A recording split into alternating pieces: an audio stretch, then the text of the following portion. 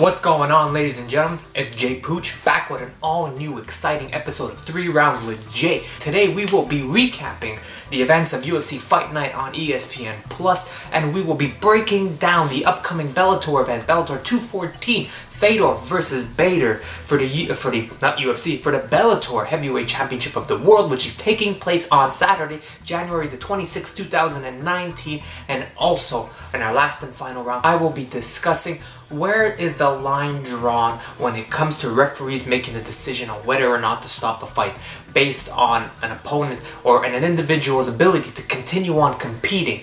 All of this and more on an action-packed episode of 3 Rounds with Jay. But first and foremost, before we get to that, I just want to make an announcement. Starting as of next week, this whole background that you see, this whole thing that I've got going on in the back, this will be changed. We are revamping the way 3 Rounds with Jay is done. We're going to make things fresh, and we are going to try and make things a lot more interesting. We're going to be adding some stuff. I cannot wait for y'all to see what's going on next week. Like I said, we're making some changes. I said with progress comes change, and with change is always good.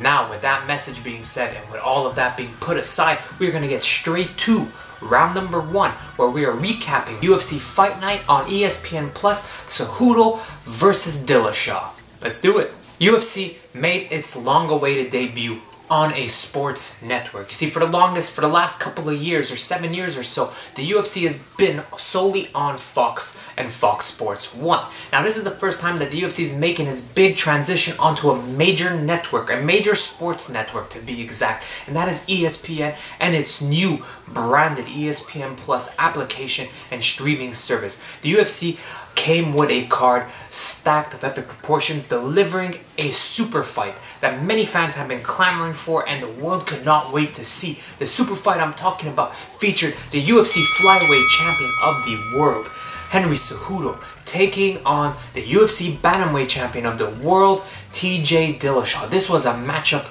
of two extraordinary athletes, and one that was most likely going to live up to the hype regardless of what occurred.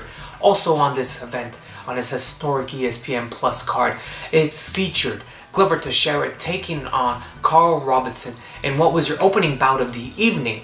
Now, for those who remember, I did predict Carl Robinson to go ahead and win this matchup. What ended up happening was Glover Teixeira took some of Carl Robinson's biggest shots, but once he was able to take Carl Robinson to the ground, the game quickly changed. Once Glover Teixeira was able to get into full mount and impose his dominant skill, and the fact that he was a much bigger fighter walking into this fight, he was easily able to secure an arm triangle choke and solidify himself the victory against Carl Robinson. Also taking place on this event, it was Paige VanZant returning against Rachel Ostovich. This was a matchup that was heavily publicized and heavily featured on the ESPN Plus programming.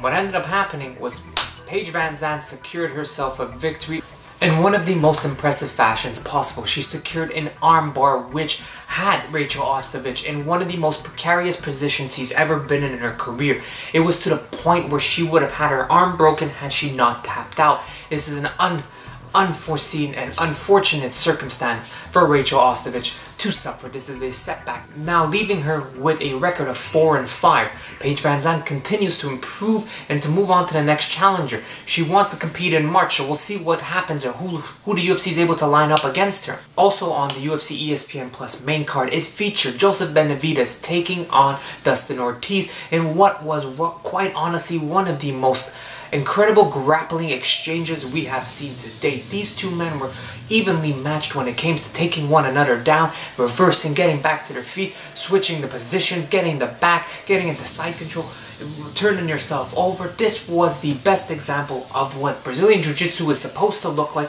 and what elite level grappling and wrestling is. These guys managed to take this fight, whether it was on the feet, to the ground. They were evenly matched up.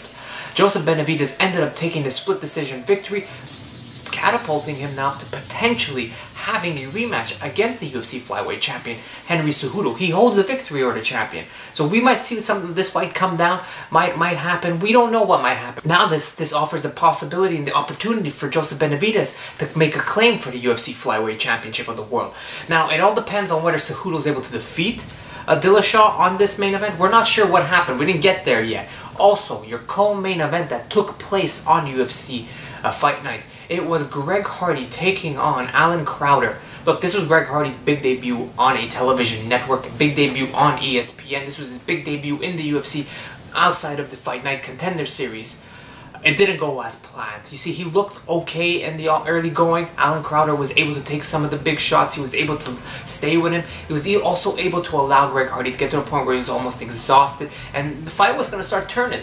What ended up happening is Alan Crowder was on the ground on his knees, and Greg Hardy decided to throw an illegal knee straight to the face. Now, whether or not he knew this knee was illegal or not, that is up for discussion.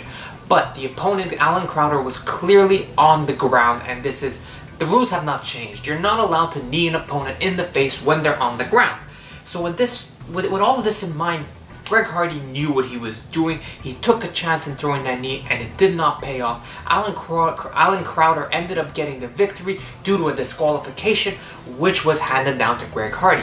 Look, Greg's going to have to learn from this. He's going to come back much stronger, and I look forward to seeing him in his next fight. He looked pretty good in the early goings of this fight until Alan Crowder started to turn things around, and then the illegal knee led to one thing to another, and that was your end of the fight. Now, before I get to the main event, I just want to talk about how incredible Donald Cerrone's performance was against Alexander Hernandez. This was honestly the Cowboy of old. He took Alexander's best shots in the early going, which, if you're a Cowboy fan, you know this is nothing to be surprised about. He tends to have a slow start, but once he gets his rhythm, it is a different story, and he becomes a different beast, and he showed at it. He showed that against Alexander Hernandez, and he proved that by picking up the victory and now catapulting him towards a potential fight against Conor McGregor. This is a fight that most fans, hardcore fans, have been dreaming of, have been hoping for, and this is what we cannot wait to see. This is the fight to make for Conor McGregor. Listen, Conor, if you want a potential shot at another belt or anything, or even Cowboy in his case, he wants to get another shot at that championship belt. This is the fight to make to get both of these guys towards a potential title shot. Now, for your main event of the evening, it featured TJ Dillashaw challenging for the UFC Flyweight Championship of the World against Henry Cejudo. This fight lasted about as long as I'm going to talk about it. 40 seconds, Henry Cejudo knocked TJ to the ground, unleashed several unanswered punches. The referee decided to step in, stop the fight, therefore giving Henry Cejudo the victory and allowing him to retain his championship belt and to finally hold the brand new UFC title that they unveiled. This was a quick finish, one in which TJ Dillashaw argues that it was an early stoppage and he was fine. Look, from a lot of people's perspectives, he got hit often, he got hit hard, he was on wobbly feet. Whether he was fine or not is up for discussion. The referee did his job, and he took fighter safety into consideration before anything else.